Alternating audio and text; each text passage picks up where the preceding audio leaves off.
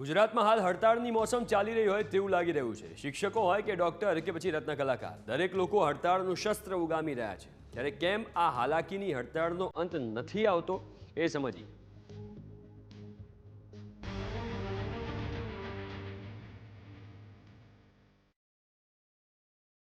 શિક્ષકો સામે પડ્યા, ડોક્ટર લડી લેવાના મૂડમાં।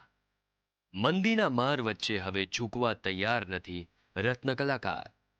હડતાળથી હાલાકી, સમસ્યાનું હલ શું? જોઈ લો આ ત્રણ તસવીર। એક તરફ સંસ્કારનું સિંચન કરનારા શિક્ષકો છે, તો બીજી તરફ મોતના મુખમાંથી ઉગારનારા કળિયુગના ભગવાન કહેવાતા ડોક્ટર, અને ત્રીજી તરફ છે વિશ્વભરમાં ગુજરાતની સુરત ચમકાવનારા રત્ન કલાકારો, જેઓ પોતાની વેદના લઈને હવે રસ્તા પર ઉતર્યા છે।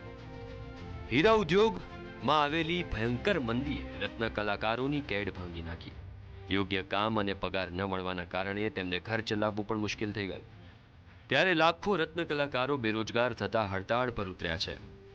રત્ન કલાકારોની મુખ્ય માંગ છે મોંઘવારી મુજબ 30% પગાર વધારો કરવામાં આવે, ભાવ વધારા મુદ્દે એક કમિટીની રચના કરવામાં આવે, આર્થિક પેકેજ તેમજ રત્ન કલાકાર કલ્યાણ બોર્ડની સ્થાપના કરવામાં આવે, આત્મહત્યા કરનાર રત્ન કલાકારોના પરિવારને સરકાર મદદ કરે, રત્નદીપ યોજના અમલમાં મૂકવામાં આવે, રત્ન કલાકારો પાસેથી લેવાતો વ્યવસાય વેરો નાબૂદ કરવામાં આવે, રત્ન કલાકારોને પણ લેબર કાયદા હેઠળના અલગ અલગ લાભ આપવામાં આવે।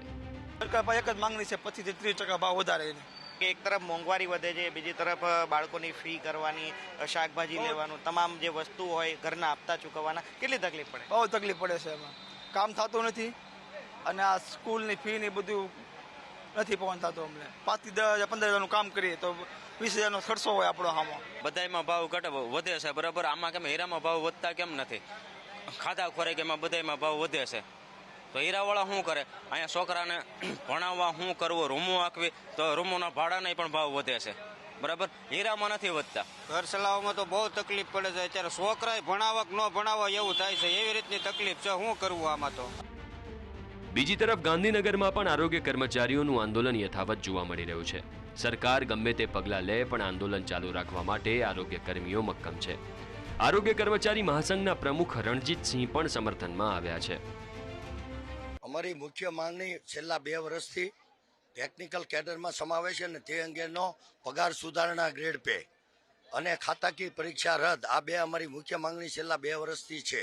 સરકાર એક હટ કરી રહી છે કે ભાઈ પહેલા હડતાલ સમેટો, અહીં કર્મચારી હટ કરી રહ્યા છે, તો એમ કે હડતાલ સમેટો તો અમે બેઠક આપીને બેઠકને અંતે પછી તમારા પ્રશ્નનું સોલ્યુશન કરીએ। ઘણીવાર છેતરાણા છીએ। આ વખતે કર્મચારીઓ કહે છે કે છેતરાવું નથી। ગુજરાતમાં નારી શક્તિનું સન્માન થઈ રહ્યું છે, જો પોલીસ દ્વારા કહેવામાં અને પકડીને લઈ જવામાં આવે છે। અમારો હક છે, માગીએ છીએ, અમે તો માગતા નથી, અમે તો ગુનેગાર નથી, અમને આ રીતે લઈ જાય છે ગાડીમાં ભરી। આ છેલ્લા 15 દિવસથી અમારા આરોગ્ય કર્મચારીઓની હડતાલ ચાલુ છે, પણ છેલ્લા 3 દિવસથી સતત અમને ડિટેન કરવામાં આવી રહ્યો છે અને અમારો અવાજ દબાવી રહેવામાં આવ્યો છે। અમે લોકો અહીંયા કને 14 દિવસથી આંદોલન કરીએ છીએ, સરકાર અમને બેઠક નથી આપતી, નથી અમને અહીંયા કને બેસીને સરખી રીતે આંદોલન કરવા દેતી। અમારે જે 2 મુખ્ય માંગણી છે, જ્યાં સુધી ઠરાવ નહીં થાય ત્યાં સુધી અમે સમાધાન નહીં કરીને અમારો આંદોલન આમ જ ચાલુ રહેશે। તમે ડિટેન કરીને અમને લોકોને કેટલો ટાઈમ કરશો? ડિટેન કરશો છતાં પણ અમે અમારા હક માટેની લડાઈ જ્યાં સુધી સમાધાન નહીં થાય અને અમારા બંને પ્રશ્નોના જીએલ ઠરાવ નહીં મળે ત્યાં સુધી કોઈ પણ સંજોગોમાં આ હડતાલ સમેટાવાની નથી। વ્યાયામના શિક્ષકો પણ પોતાની પડતર માંગણીને લઈને મેદાને આવ્યા। કાયમી ભરતી પ્રક્રિયા જાહેર કરવાની માંગ સાથે વ્યાયામના શિક્ષકો વિરોધ કરી રહ્યા છે। તેમનું કહેવું છે કે પ્રાથમિક શાળાઓમાં વ્યાયામ શિક્ષકો જ નથી તો કેવી રીતે રમશે ગુજરાત? આજે છેલ્લા 15 દિવસથી અમે અહીંયા સંઘર્ષ કરી રહ્યા છીએ। અત્યાર સુધી અમારી કોઈ પણ પ્રકારની માંગણી સ્વીકાર કરવામાં નથી આવી, કોઈ અધિકારી અમને મળ્યા નથી। છેલ્લા 15 વર્ષથી ગુજરાતની અંદર વ્યાયામ શિક્ષકોની ભરતી કરવામાં નથી આવી। પ્રાથમિક શાળાની અંદર 5075 જગ્યા જે ખાલી છે એની અંદર તાત્કાલિક ધોરણે કાયમી વ્યાયામ શિક્ષકોની ભરતી કરવામાં આવે। મારી સરકારને એક જ વિનંતી છે કે અમારા વ્યાયામ શિક્ષકની કાયમી ભરતી કરો। આજે 15 દિવસથી અમે ગાંધીનગરમાં આંદોલનમાં છીએ, કોઈ નેતા કે કોઈ પૂછવા નથી આવ્યું કે તમારી શું માંગ છે, અને પોલીસવાળાને મોકલે છે ને ટીંગાટોળી કરે છે ને અમને ડિટેન કરી નાખે છે।